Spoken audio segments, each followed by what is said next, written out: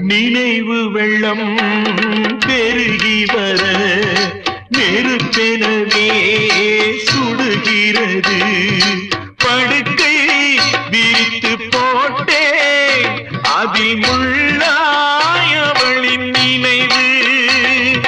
பாடும் உலகி வெறுத்தே அதில் ஏனோ இன்னும் உயிர்.